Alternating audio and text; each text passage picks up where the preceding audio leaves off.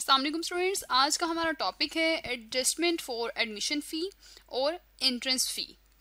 Admission फ़ी और entrance फ़ी जिसकी हम बात कर रहे हैं, यहाँ इसका ताल्लुक नॉन प्रॉफिट ऑर्गेनाइजेशन से है। नॉन प्रॉफिट ऑर्गेनाइजेशंस ऐसी ऑर्गेनाइजेशंस होती हैं जो माशरे की वेलफेयर यानी माशरे की फलाह के लिए काम करती हैं। अब डिफरेंट मेंबर्स मिलकर या ये एक पर्सन मिलकर ये एक पर्सन ही ऑर्गेनाइजेशन चला रहा होगा या डिफरेंट मेंबर्स मिलकर ये ऑर्गेनाइजेशन चला रहे होते हैं। अब जो नॉन प्रॉफिट ऑर्गेनाइजेशन है इसका रेवेन्यू क्या होता है, फंड्स कहाँ से आएंगे और ये कहाँ से अपना काम करेंगे, जो ये नॉन प्रॉफिट ऑर्गेनाइजेशन का जो मकसद है उस मकसद को किस तरह से पूरा करेंगे।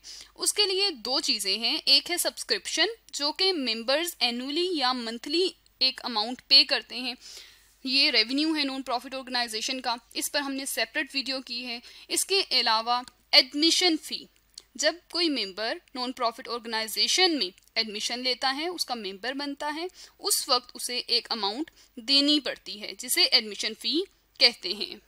बिल्कुल इसी तरह जिस तरह आप किसी स्कूल या कॉलेज में एडमिशन लेते हैं उसके लिए आप एडमिशन फ़ी पे करते हैं, तो ये जो एडमिशन फ़ी होती है ये किसी भी ऑर्गेनाइजेशन का मेंबर बनने के लिए भी आपको स्टार्ट में फ़ी पे करनी होती है। अब क्वेश्चन ये है कि इस फ़ी को हम अकाउंट्स में नॉन प्रॉफिट ऑर्गेनाइजेशन के जो अकाउंट्स बनाएंगे उसमें ट्रीट किस तरह से करेंगे। एडमिशन फ़ी को या एंट्रेंस फ़ी को किस तरह से अकाउंट्स में एडजस्ट करना है ये हम इस वीडियो में जानेंगे। ये डिपेंड करता है, डिफरेंस ऑफ ओपिनियन है इस पर डिफरेंट अकाउंटेंट्स का, यानी कुछ अकाउंटेंट्स ये कहते हैं कि ये जो एडमिशन फ़ी होती है वो कैपिटल नेचर का एक्सपेंस है, क्योंकि ये कैपिटल नेचर का रेवेन्यू है, क्योंकि ये एक दफ़ा हम लोग रिसीव करते हैं। इसके अलावा इसलिए इस जो ये कैपिटल नेचर का है, अगर ये कैपिटल नेचर का है तो कैपिटल नेचर की चीज़ों को हम लोग कहाँ पर लिखते हैं, ये कहलाता है इस ऑर्गेनाइजेशन के लिए, नॉन प्रॉफिट ऑर्गेनाइजेशन के लिए कैपिटल फंड कहलाता है, और कैपिटल फंड को हम लोग लिखते हैं बैलेंस शीट के अंदर। बैलेंस शीट को हम B/S से यहाँ पर लिख लेते हैं।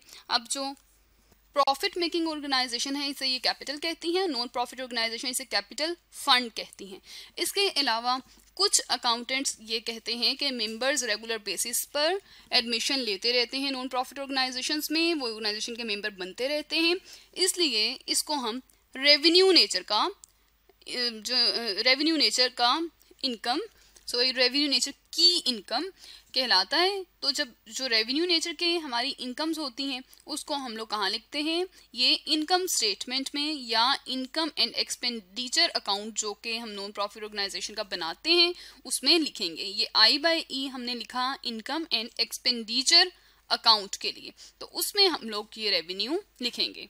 ये चीज़ टोटली डिपेंड करती है किसी ऑर्गेनाइजेशन के बाई लॉज पर। अब बाई लॉज क्या होते हैं, किसी भी ऑर्गेनाइजेशन को चलाने के लिए, किसी कॉरपोरेशन को चलाने के लिए जो कवानीन बनाए जाते हैं जिसको सबने फॉलो करना होता है, उन कवानीन को बाई लॉज कहा जाता है। तो ये चीज़ें स्टार्ट में ही डिफाइन कर ली जाती हैं कि एडमिशन फ़ी को कैपिटल के तौर पर ट्रीट करना है, रेवेन्यू के तौर पर ट्रीट करना है, या इसके अलावा कुछ ऑर्गेनाइजेशंस ये करती हैं एडमिशन फ़ी को partly capital and partly revenue treat करती हैं। Partly capital and partly revenue treat करने का मतलब ये है, फ़र्ज़ करें एक कंपनी के जो बायलॉज हैं उनके अकॉर्डिंग, जो कंपनी का कानून है उसके मुताबिक जो ये एक्सपेंडिचर है उसे, ये एडमिशन फ़ी जो हमारे पास आएगा रेवेन्यू, इसे पार्टली कैपिटल ट्रीट करना है और पार्टली रेवेन्यू ट्रीट करना है।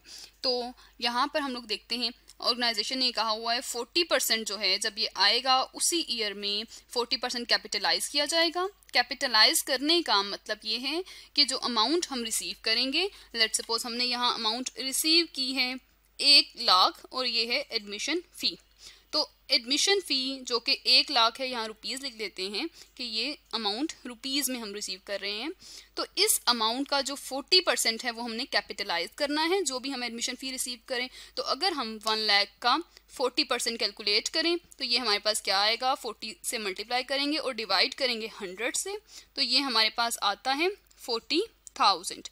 तो जो रुपीज़ 40,000 है इसको हम लोग बैलेंस शीट के अंदर लिखेंगे, तो यहाँ हम लोग रुपीज़ लिख देते हैं क्योंकि ये रुपीज़ में है। इसके अलावा अब जो 60% है उसे रेवेन्यू ट्रीट किया जाता है, तो 1 लाख का 60% अगर हम लोग लें तो यहाँ हम लोग 1 लाख लिखते हैं और हम लोग 1 लाख को 60 से मल्टीप्लाई करेंगे और डिवाइड कर देंगे 100 से, तो ये हमारे पास आएगा 60,000।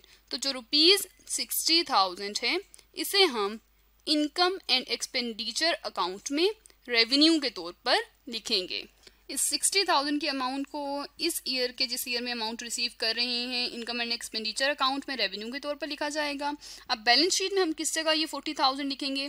बैलेंस शीट की 2 साइड्स होती हैं, एक को हम लोग कहते हैं बैलेंस शीट की एसेट साइड और दूसरी होती है बैलेंस शीट की लायबिलिटीज एंड कैपिटल साइड। तो यहाँ हम एसेट्स लिख देते हैं और दूसरी साइड जो है हमारी होती है लायबिलिटीज एंड कैपिटल। तो LIA भी हमने लायबिलिटीज के लिए लिखा, आगे हम लिख देते हैं कैपिटल।